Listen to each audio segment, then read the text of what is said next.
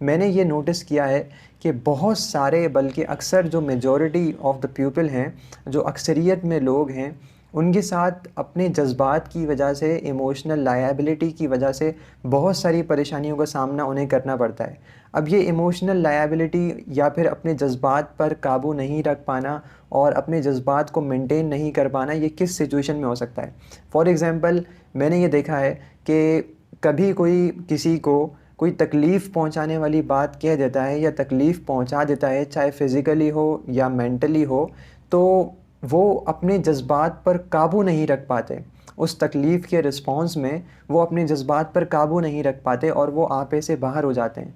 या फिर मैंने ऐसे बहुत से लोगों को देखा है कि कभी किसी से सॉरी कहने का वक्त आता है, कभी किसी से मुआज़रत करने का वक्त आता है, तो उनके जज्बात उनको इजाज़त नहीं देते कि वो फ़लाँ शख्स से अपनी गलती के ऊपर माज़रत कर सकें। इवन के कभी कभी ऐसा भी होता है कि हमारी गलती कोई नहीं होती, हमें सिचुएशन ऐसी क्रिएट हो जाती है कि अगर हम सॉरी ना करें, अगर हम माफ़ी ना मांगें, तो हमें कोई नुकसान हो सकता है, हमारा कोई लॉस हो सकता है।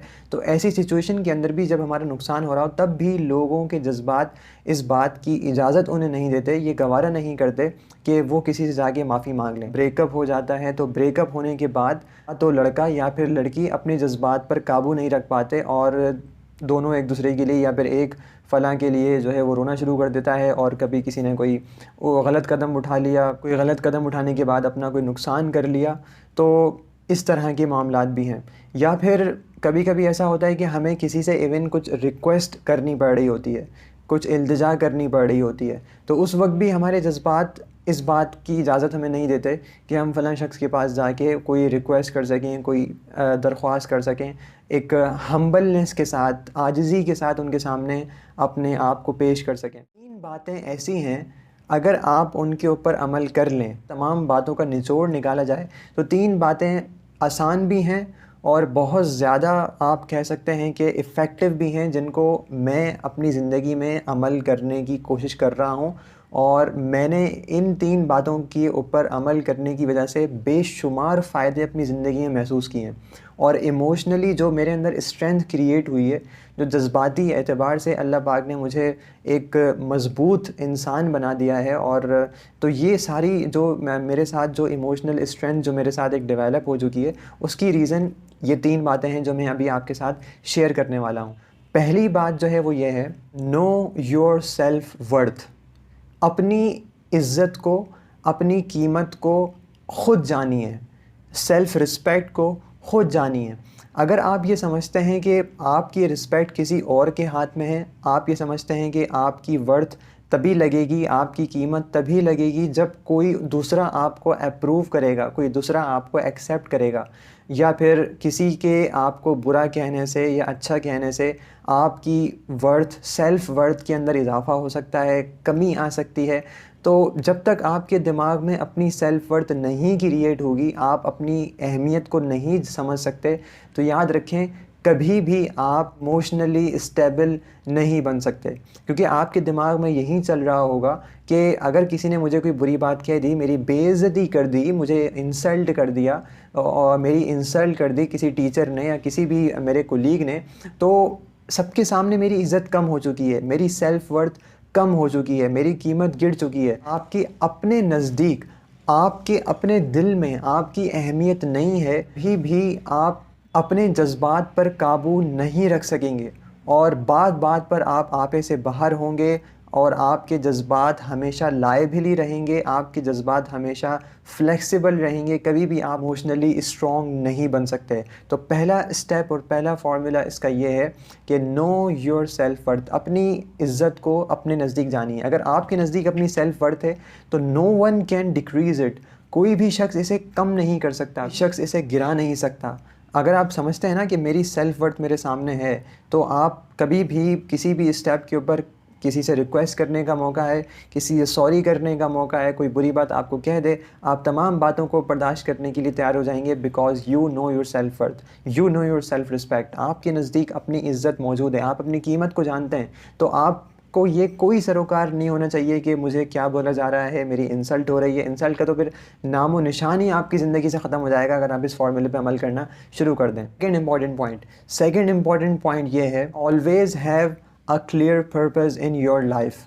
देखिए, अगर आपकी ज़िंदगी बामकसद ज़िंदगी गुजर रही है, आपके सामने एक क्रिस्टल क्लियर पर्पस मौजूद है, आपके सामने एक मकसद मौजूद है कि मेरी ज़िंदगी का मकसद ये है, मैं दुनिया में इसलिए आया हूँ। अगर ये मकसद बिल्कुल क्रिस्टल क्लियर है, बिल्कुल वाज़ेह है, चमकते सूरज की तरह आपके सामने आया है, तो याद रखें, कोई भी आपको कुछ नहीं कह सकता। और अगर आपको कहेगा भी कुछ, तो आपको कोई फ़र्क नहीं पड़ने वाला, क्योंकि आपको पता है कि मैं अगर हॉस्पिटल जा रहा हूँ तो मैं इस मकसद के लिए जा रहा हूँ, वहाँ पर मुझे और किसी चीज़ के ऊपर ध्यान नहीं देना। अगर मैं स्कूल जा रही हूँ, कॉलेज जा रहा हूँ, तो मेरा ये मकसद है, इस मकसद को मैं लेकर जा रहा हूँ। अगर मैं मस्जिद जा रहा हूँ तो मैं इस मकसद को लेकर जा रहा हूँ। मैं बाज़ार जा रहा हूँ तो मैं इस मकसद को लेकर जा रहा हूँ।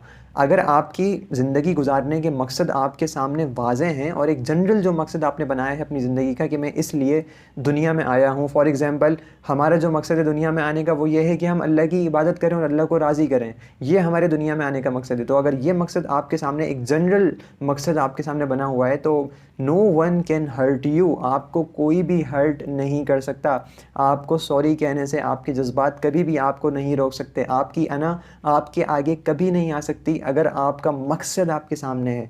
जब हमारा मकसद अल्लाह को राज़ी करना है, जब हमारा मकसद लोगों की खिदमत करना है, जब हमारा मकसद लोगों के काम आना है, या कोई भी आपने मकसद बनाया हुआ है, तो आप कभी भी किसी बात को अपने कानों में पड़ने नहीं देंगे और नतीजतन आप जज्बाती एतबार से अपने आप को मजबूत बनाने के काबिल होंगे। So always have a clear purpose in every aspect of your life.